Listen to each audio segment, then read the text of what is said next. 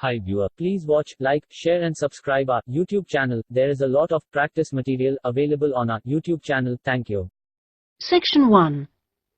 You will hear a conversation between a student looking for a host family and a housing advisor. First, you have some time to look at questions 1 to 5.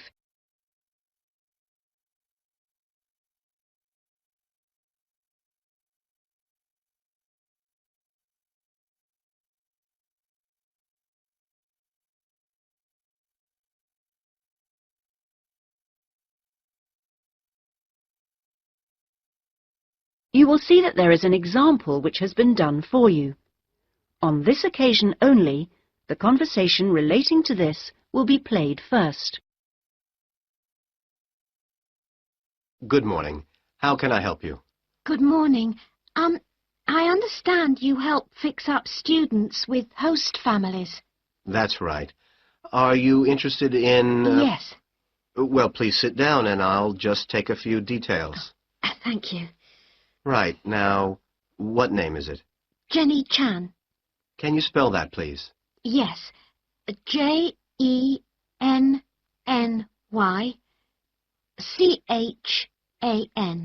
Right. And what is your present address? The student's name is Jenny Chan, so Jenny Chan has been written on the form. Now we shall begin. You should answer the questions as you listen, because you will not hear the recording a second time. Listen carefully and answer questions 1 to 5. Good morning. How can I help you? Good morning. I understand you help fix up students with host families. That's right. Are you interested in... Yes. Well, please sit down and I'll just take a few details. Thank you. Right. Now, what name is it? Jenny Chan. Can you spell that, please? Yes. Jenny-Chan.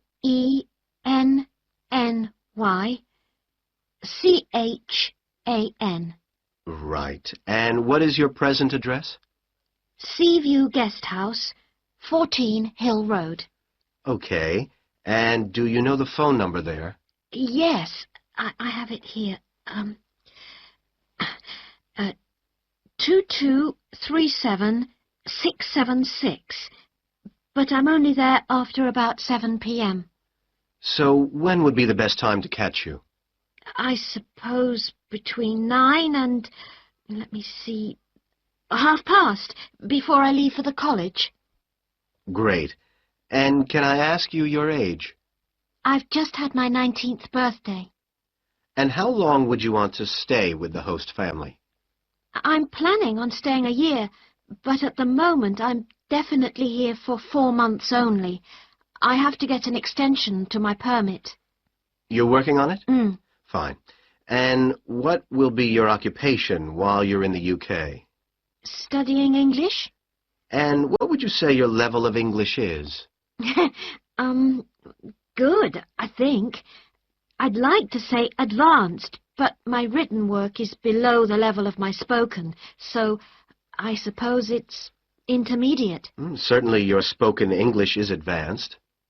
Anyway, which area do you think you would prefer? Well, I'm studying right in the centre, but I'd really like to live in the northwest. That shouldn't be a great problem. We usually have lots of families up there. Before you hear the rest of the conversation, you have some time to look at questions 6 to 10.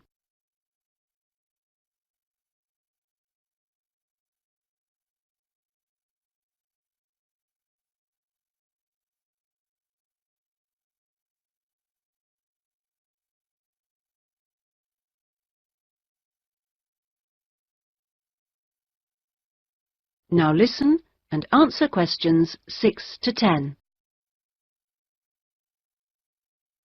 And do you have any particular requirements for diet? Well, I'm nearly a vegetarian. Not quite. Shall I say you are? It's probably easier that way. That would be best. Anything about your actual room? I would prefer my own facilities. En suite, is that right? Hmm. And also, if it's possible, a TV. And I'd also like the house to have a real garden, rather than just a yard. Somewhere I could sit and be peaceful. Is that all? Well, I'm really serious about improving my English, so I'd prefer to be the only guest, if that's possible. No other guests. Yes, you get more practice that way. Anyway, obviously, all this is partly dependent on how much you're willing to pay. What did you have in mind? I was thinking in terms of about 60 to 80 pounds a week, but I'd go up to 100 if it was something special. Well, I don't think we'd have any problems finding something for you. Oh, good. And when would you want it for? I'd like to move in approximately 2 weeks. Let me see, it's the 10th today, so if we go for the Monday, it's the 23rd of March. Yes. Right. Good, and if I could ask one last question. That is the end of section 1. You now have half a minute to check your answers.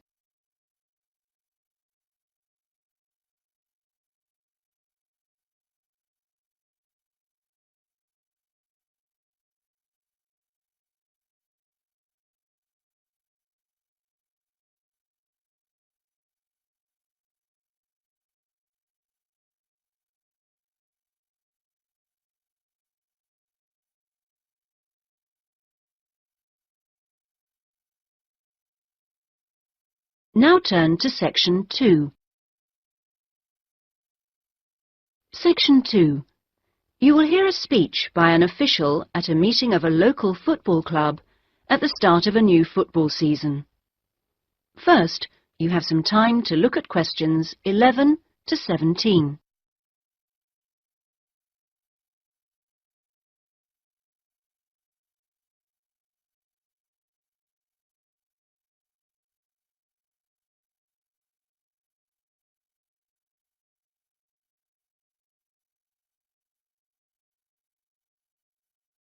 Now listen carefully and answer questions 11 to 17. Good evening, everyone, and thank you for coming to the soccer club meeting. It's good to see so many parents and children here tonight, and I know you're looking forward to a great football season. Now, I'd like to take a few minutes to tell you about some changes to the soccer club for the coming season. Now, this season, we'll be playing all our matches for both the junior and senior competitions at Kings Park, instead of Royal Park, which was used last season. Now, for meetings, we're going to use the clubhouse in Kings Park, and the next meeting will be held in the clubhouse on the 2nd of July. As usual, we hope to begin the season with a picnic next Saturday at the clubhouse. Please try and come to the picnic, as it's always good fun. The last week of the season, we usually have a dinner and presentation of prizes to the players, and more information about this will be given to you later in the season. This season, we have more teams than ever. We hope to have 10 teams instead of 5 in the junior competition, and they will play on Saturday mornings beginning at 8:30 a.m. Training sessions will be held in Kings Park on Wednesday afternoons for the juniors, and they will be wearing red shirts again this year. In the senior competition, there will be 4 teams, same as last year, and their games will be played on Saturday afternoons, starting at 2:30. It will be at a 2 o'clock start, and the training session for seniors is planned for Sunday afternoons. Before you hear the rest of the speech, you have some time to look at questions 18 to 20.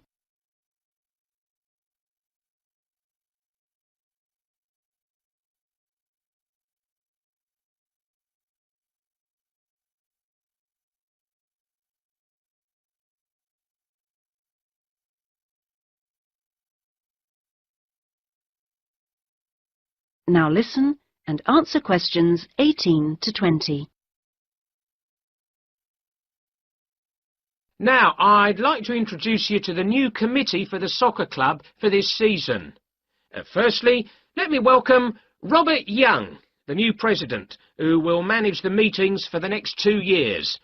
Robert's son has been playing football with the club for over 5 years now, and many thanks to Robert for taking on the job of president. Next, we have Gina Costello. She's the treasurer, and she'll collect the fees from you for the season. Please try and give Gina your fees as early as possible in the season, as the club needs the money to buy some new equipment. Then there's David West, who's volunteered to be the club secretary, and one of the many jobs he'll have is to send out newsletters to you regularly. If you have any information that may be useful, please let David know so that it can be included in these newsletters. Also, I'd like to introduce you to Jason Dokic, who is the head coach. For all the new members here tonight, this is the 3rd year that Jason has been with us as head coach, and we're very lucky to have such an experienced coach and former player at our club. He will continue to supervise the teams at training sessions and on match days. Now, before we finish and have some refreshments, does anyone have any questions they'd like to ask the new committee? That is the end of section 2. You now have half a minute to check your answers.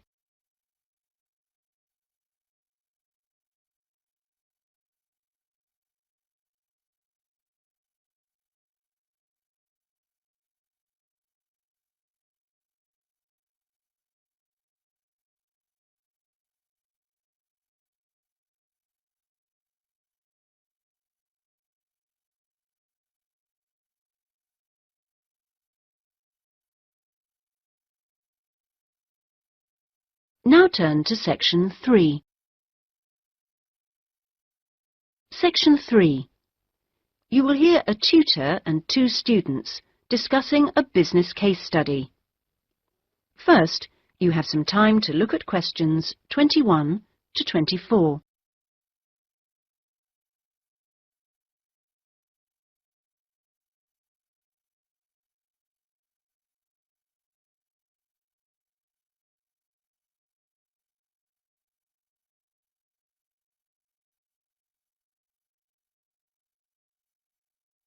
Now listen carefully and answer questions 21 to 24. Right. Jason and Karen, now I asked you to look at the case study for Box Telecom as part of your exam assessment. It's interesting because they're in the middle of problems at the moment, and I want you to track how they deal with them. Let's start with you, Karen. Having read through the case study, can you just summarise what the problems were that Box Telecom had to take on board?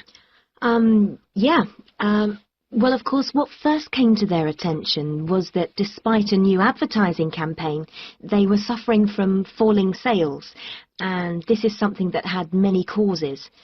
On top of that immediate problem, what had also happened over the last 2 years was that although they had invested in an expansion plan, they had to face up to increased competition. And before they had a chance to get to grips with the effects of that, they were stalled by a strike, and it was just when they were thinking about making a colossal investment in new machinery for their plants. So they were really in trouble. Yes, I think that's fair. And, Jason, now you contacted the company, didn't you? What did the company define as the reasons for these problems? Well, I think they've hit on the right things. It would be easy to say they had invested too heavily or at the wrong time, but in fact the signs were good, and what they were set back by was high interest rates. At the same time, their longer-term problems, which were affecting their market share, were eventually credited to poor training. And having looked at the details in their last report, I think that's right. Before you hear the rest of the discussion, you have some time to look at questions 25 to 30.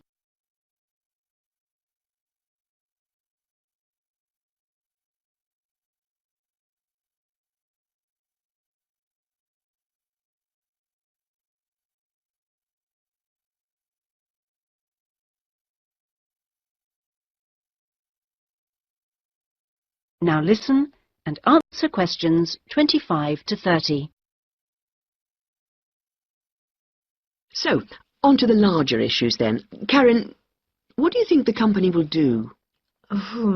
Well, obviously they have the choice of accepting the very favourable terms that another company, KMG plc, have given them to buy them out. That would mean creating a new company with a new image. Or they could decide on a bolder move and offer some new shares if they wanted. But I think they're much more cautious than that and expect they will start trying to find individuals who'd be prepared to back them with some of the capital they need. Well, you mustn't always assume that dramatic problems require dramatic solutions. Sometimes there's a simple fix, such as changing the guy at the top. If they truly are cautious, then I suspect they will seek to shut down some of their shops. But a more ambitious approach, and one which I think would have more chance of success, would be to alter how they're running things, the management layers and the processes. So, in your analysis, try to think of all the options. Jason? Yes, it's interesting because I found it a really useful company to study. Its problems cross all types of industries, and it's lucky it's so big. A smaller or even medium-sized company would have gone under by now. Ah, well, in fact, what I want you two to do is to go away when we've finished our discussion today and write a report. We've looked in general at the telecommunications market in the UK over the last few sessions, and I want you to take Box Telecom as an example and suggest some ways in which they might overcome their problems, and outline the reasons why you think as you do. But try and keep it intrinsic to the company rather than dragging in other examples. Is that okay, Karen? Yes, I think I can do that. Personally, I've got great hopes for it. I think it will recover. That advertising campaign they did was very strong, and they're very innovative with their products. They set new trends. The company's got to recover, don't you think, Jason? I'm not sure. I think it can, but it's not a foregone conclusion unless they manage to attract the right level of investment. The company definitely needs a boost, and to attract more highly skilled workers if their recovery is to be long-lasting. When I was talking to the marketing manager, he said to me that he thinks the company had got a great management team. But he would say that, wouldn't he? But they are suffering from having to work with outdated production machinery, and that could cost a lot to put right. Well, personally, I think the stock market is to blame. I think they were expecting too much of the company, and then inevitably it looked bad when it didn't perform. The market should have had more realistic expectations. And I disagree with you about the advertising campaign, Karen. That's where they could do with some innovation to get sales kick-started. Anyway, let's see what you come up with those. That is the end of section 3. You now have half a minute to check your answers.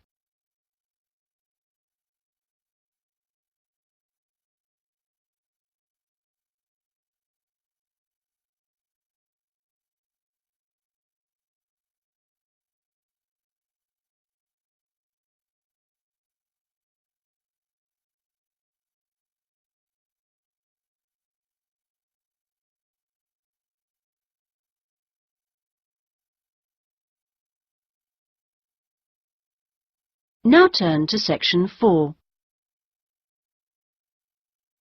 Section 4. You will hear a university librarian giving a talk to new students. First, you have some time to look at questions 31 to 40.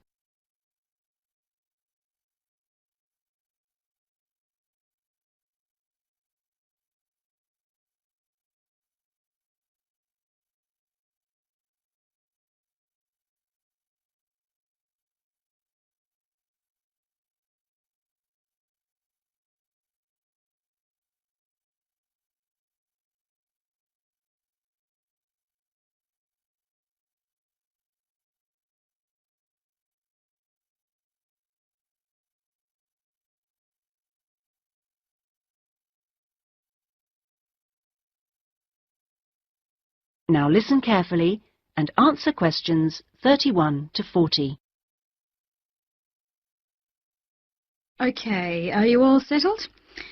Well, first of all, welcome to Cardiff University.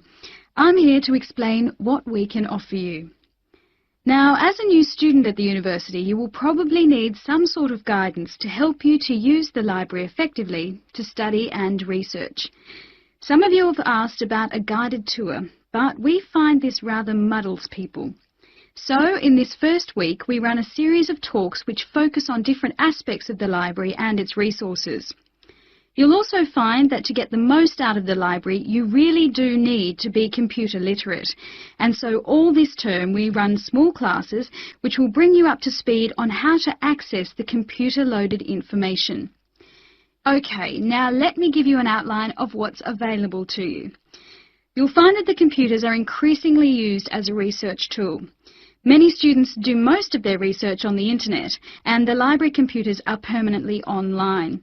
Having found what you need, you'll find you can readily save texts on your personal computer space to print off when you need. You might think that it is the fastest way to get information, but the links can be slow. Clearly, you can find lots on there, but much of it is useless information, as it is from highly debatable sources, so be critical.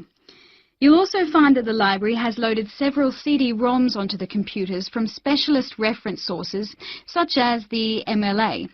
It means we can expand what we offer you at very little extra cost and saves us having to invest in more and more books. The CD-ROMs contain exactly the same information as the reference books, as the two are updated together. Now, most of you will need to refer to journal articles in your work, and you'll find you can also access these online, and we encourage you to do so.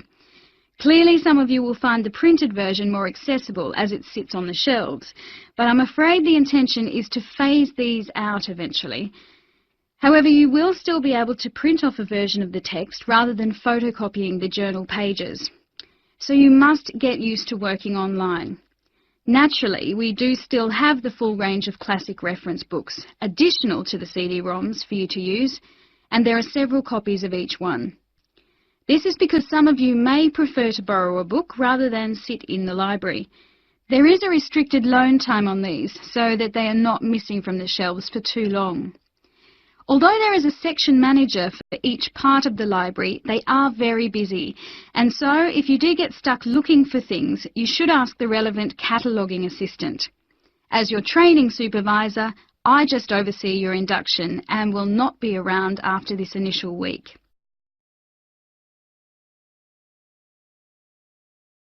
Some of you may be interested to know that the library is offering specialised training sessions on writing a dissertation. Obviously, this is not relevant to those of you who are undergraduates, it is just for postgraduates. Your department will discuss the planning stage of the dissertation, i.e. what you're going to do with you, and we will focus on the structure of it.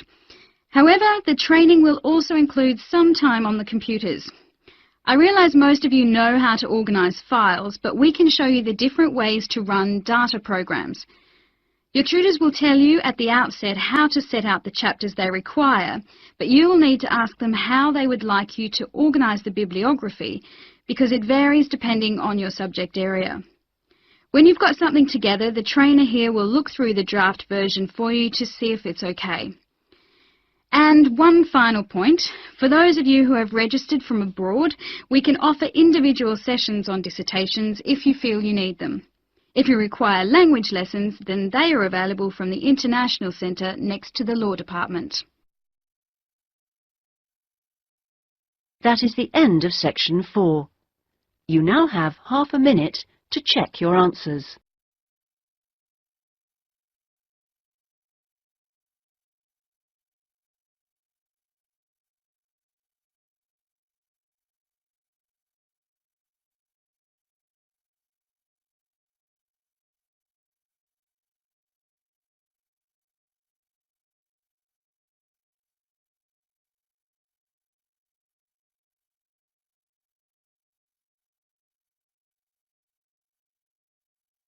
That is the end of the listening test.